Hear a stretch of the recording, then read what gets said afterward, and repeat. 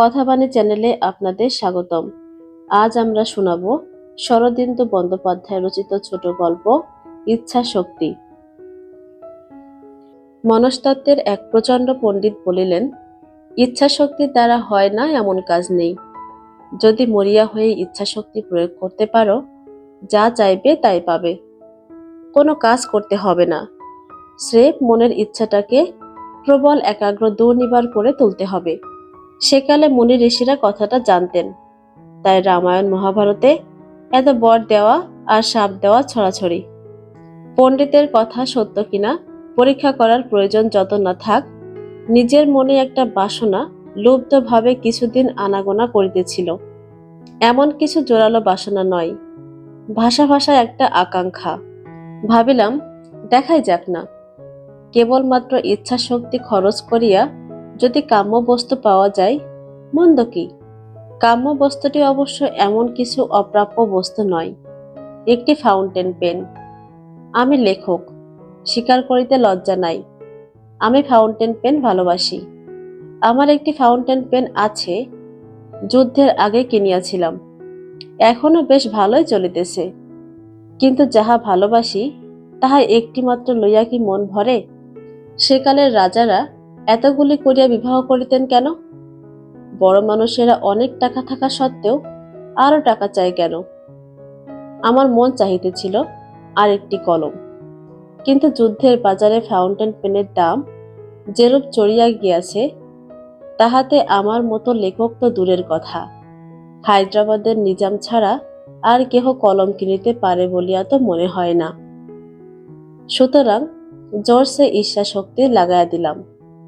মনে মনে এই আশা উকি ঝুঁকি মারিতে লাগিল, আমি লেখক, এমন কিছু মন্দ লিখি না। নিজামের মতো কোনো ব্যক্তি যদি আমাকে একটি ফাউন্টেন পেন উপহারে দেন, তবে কি এতই অপাত্রে পড়িবে? কি করিয়া ইচ্ছা শক্তিকে একাগ্র ও দুর্নিবার করিয়া তোলা যায় তাহার প্রক্রিয়া জানা না থাকিলেও এটুলের মতো তাহার গায়ে লাগিয়া রহিলাম। দিবারাত্র কলমের চিন্তা করিতেছি, কলম চাই, কলম চাই, ইহা ছাড়া অন্য চিন্তা নাই। আমি বড় একরোখা লোক, যখন ধরিয়াছি তখন ইহা শেষ দেখিয়া ছাড়িব। কয়েকদিন এইভাবে কাটিল, কিন্তু কলমের দেখা নাই। একদিন একটা পারিবারিক প্রয়োজনে বাড়ির বাহির হইতে হইল, কিন্তু মনটা ইতিমধ্যে এমনই একগুঁয়ে হইয়া উঠিয়াছিল যে ট্রাম বাসের গুতোগুতির মধ্যেও কলমের চিন্তা ছাড়িল না। বাড়ি ফিরিয়া আসিয়া দেখিলাম, আমার নিজের কলমটি কে কখন বুক পকেট হইতে তুলিয়া লইয়াছে। কিছুক্ষণ হতবম্ব হইয়া রহিলাম, তারপর রাগে ব্রহ্মাণ্ড জ্বলিয়া গেল। কোথায় আমি কলম দেখি করিয়া মনে মনে মাথা খুঁড়িতেছি, আর আমার নিজের কলমটাই কোন শ্যালক পুত্র হাত সাফাই করিল। রাম এমন উল্টো বোঝে কেন? দূর তোর ইচ্ছা শক্তি। মনস্তত্ত্বের পণ্ডিতটার দেখা পাইলে হয়, তাহার মাথা ফাটাইয়া দিব। কয়েকদিন বড়ই মন খারাপ গেল। তারপর হঠাৎ এক অপরিচিত ব্যক্তির নিকট হইতে ডাকযোগে একটি পার্সেল পাইলাম।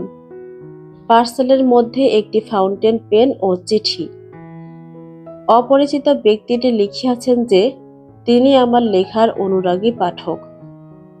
অনুরাগের চিহ্নস্বরূপ এই কলমটি আমাকে উপহার দিতেছেন। আমি উহা ব্যবহার করিলে ধন্য হইবেন। কলমটি কাগজের খাপ হইতে বাহির করিয়া দেখিলাম, ঠিক আমার হারানো কলমের জোড়া, তবে নূতন, বেশ তকতক ঝকঝক করিতেছে। হঠাৎ মনে কেমন একটা খটকা লাগিল। অভিনিবেশ সহকারে নিরীক্ষণ করিয়া দেখিলাম, কলমের গায়ে একটি দাগ রহিয়াছে, যেমন আমার কলমটিতে ছিল। ইচ্ছা শক্তির এ কি রকম রসিকতা! আমারই চোরা কলম কোনো ভদ্রলোক সস্তায় ক্রয় করিয়া মাজিয়া ঘষিয়া নূতন বাক্সে পুরিয়া আমাকেই উপহার দিয়াছেন। পণ্ডিতের সঙ্গে দেখা হয় নাই, হইলে জিজ্ঞাসা করিব, ইচ্ছা শক্তি এমন জুয়াচুরি করে কেন? আজ এ পর্যন্তই। আমাদের গল্প পাঠ যদি আপনাদের ভালো লাগে, তবে আমাদের চ্যানেলটিকে সাবস্ক্রাইব করবেন, লাইক, কমেন্ট ও শেয়ার করবেন। ধন্যবাদ।